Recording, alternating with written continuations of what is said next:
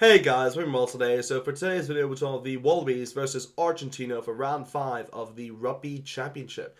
So of course, this should be a very good game to watch, with both sides obviously wanting to win, with the Wallabies wanting to continue their win streak of 2 so far, of course, by, beating the Springboks twice already. And of course, the Pumas will be wanting obviously to get their first win within this competition. So yeah, let's see if they can get it within this game. But of course, this game's being played within North Queensland Stadium, obviously within Townsville. So it will be the doubleheader, of course, right afterwards after the Springbok All Blacks game. So it should be pretty exciting to see what happens within this game for sure.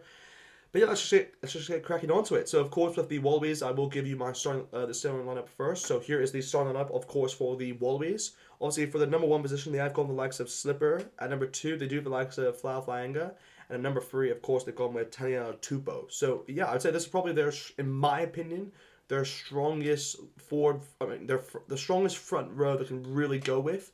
So yeah, I'm pretty excited to see how it gets along. Of course, Tanya Tupo is normally like you could say an impact sub, but if you're really going by like what is the strongest front row like from each player, this is what it is. So yeah, very excited to see obviously Tanya Tupo and Stipper combined, and of course Flau Fang, of course get more tries as he normally does. So yeah, should be pretty good to see how them three get along.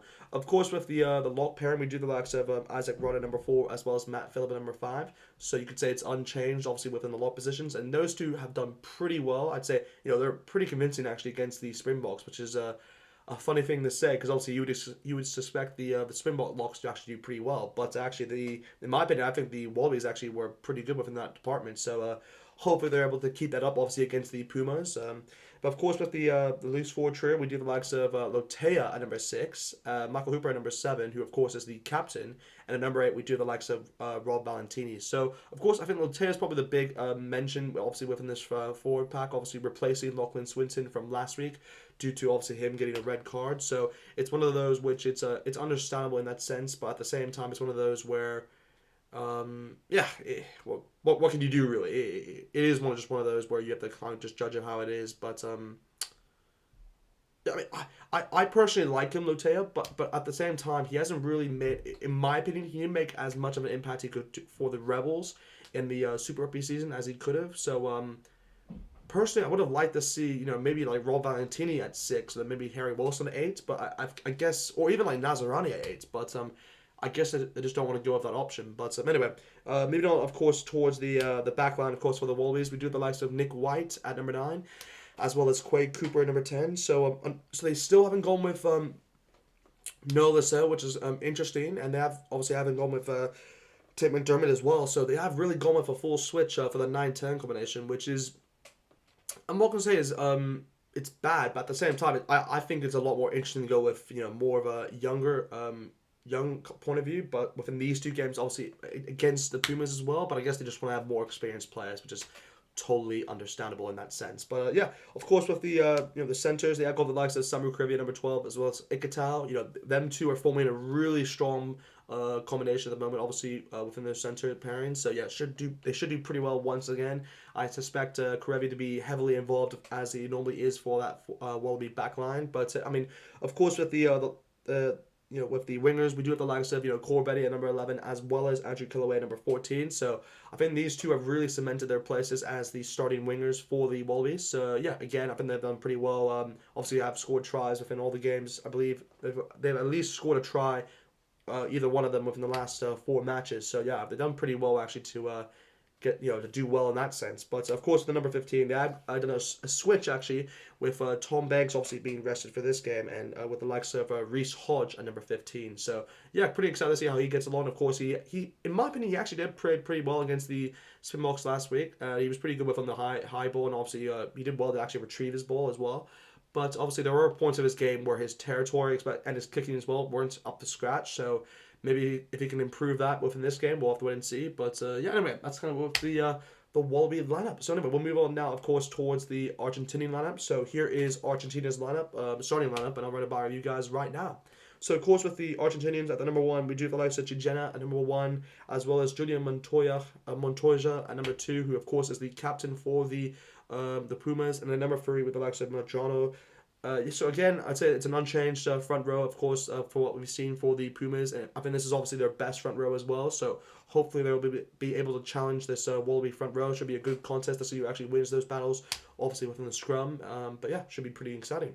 Of course, for the locks, we do have the likes of Elamalo as well as Lavini, Thomas Lavini. So again, another good lock pairing. To say the least, for what these two can obviously bring towards this game, should do well, I think, to challenge this Wallaby block pairing. The last time obviously these sides played, it was pretty actually exciting to see them challenge one another. But it's one of those where I believe Gino Petty is the one who would actually be better in this situation. But of course, he is on the bench, so maybe he'll make more of an impact later on within the second half. But of course, with the loose forward trio, of course, we do the likes of Gonzalez at number 6, as well as Marcos Clemmer at number 7, and of course Paulo Matera at number 8. So yeah, again, a good loose forward trio with all these three combining. Of course, Gonzalez, in my opinion, actually played pretty well against the All Blacks last week.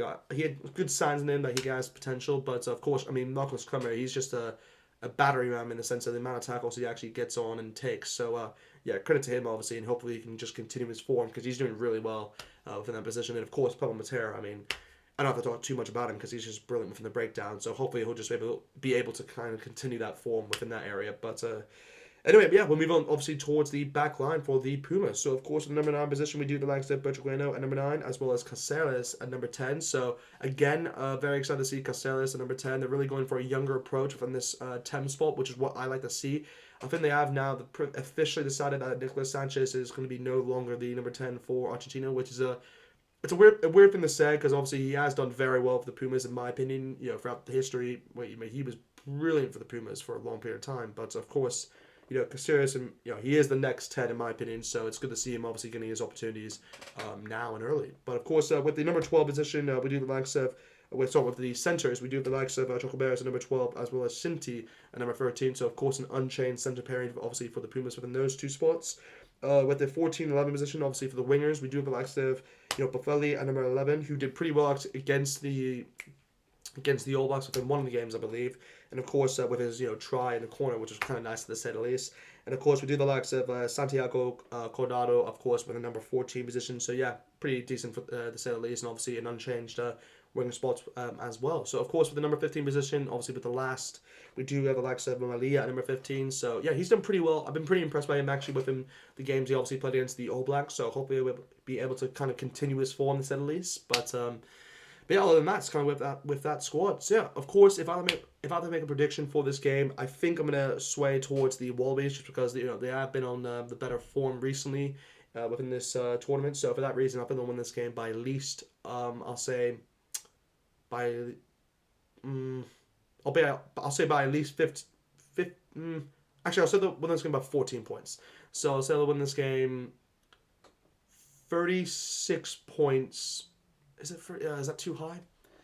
I'm trying to think if it's too high or not. But yeah, I'd say 36 points.